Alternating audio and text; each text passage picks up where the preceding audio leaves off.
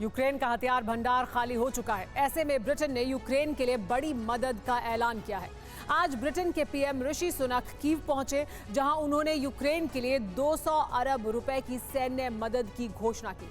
इस बीच पेंटागन की एक सनसनीखेज रिपोर्ट सामने आई है। इस रिपोर्ट में दावा किया गया है कि यूक्रेन से 100 करोड़ के हथियारों की चोरी की गई है, जिसके बाद ज़ेलेंस्की सवालों के घेरे में आ गए हैं। –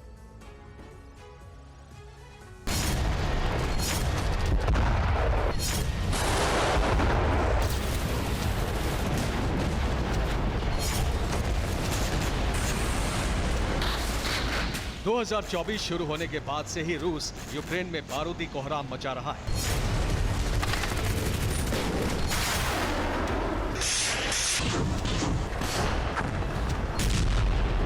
कीव पर मिसाइलें दागकर तबाही मचा रहा है।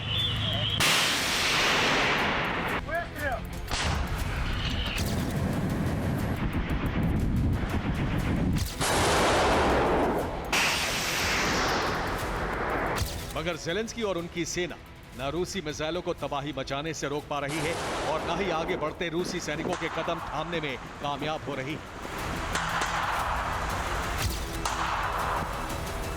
ज़ेलेंस्की और उनकी ब्रिगेड लाचार है और इस लाचारगी की वजह है यूक्रेन के खत्म हो रहे हथियार। यूक्रेन के पास न तो अपने शहरों को बचाने के लिए मिसाइलें बची हैं और न ही लड़ने के लिए हथियार। पश्चिम से मिले हथियारों का स्टॉक लगभग खत्म होने के कगार पर है।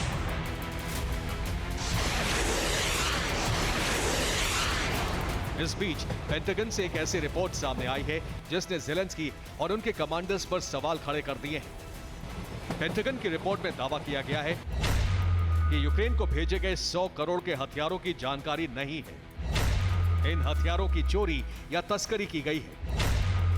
Drone, rocket launcher, night vision device शामिल थे। ये रिपोर्ट उस वक्त सामने आई है जब अमेरिका यूक्रेन को और हथियारों की मदद देने से साफ साफ इनकार कर चुका है। बाइडेन प्रशासन की लाख कोशिशों के बाद भी अमेरिकी कांग्रेस यूक्रेन को मदद देने के लिए राजी नहीं है। जॉन किर्बी ने अपने एक बयान में कहा कि यूक्रेन को आखिरी सहायता पैकेज जारी कर दिया गया है। इसके बाद अमेरिका यूक्रेन को मदद नहीं भेजेगा। हालांकि अभी यूक्रेन को हथियारों की आवश्यकता है, खासकर सर्दियों के महीने में। दरअसल अमेरिकी सेना को लगता है कि यूक्रेन अब इस जंग को जीत नहीं सकता। रूस के सामने उसके लिए टिकना बेहद मुश्किल है। ऐसे में उसे और मदद देना बेवकूफी होगी। यूक्रेन को $60 अरब देना व्यर्थ है। यूक्रेन बाजी पलटने में सक्षम नहीं है। जब उनके पास हमारे हथियार थे तो वो कुछ नहीं कर सके।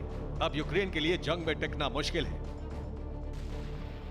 साफ है अमेरिका आने वाले दिनों में यूक्रेन को और सैन्य सहायता नहीं देने वाला है।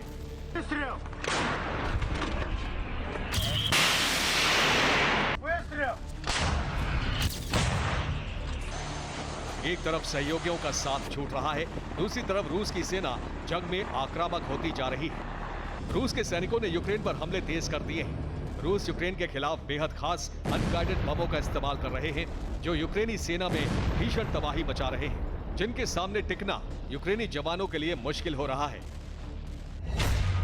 रूसी सैनिक लड़ने के लिए खास तकनीक का इस्तेमाल कर रहे हैं। उन्हें रोकने के लिए हमारे पास पर्याप्त हथियार नहीं है, इसीलिए हमें बार बार पीछे हटना पड़ता है।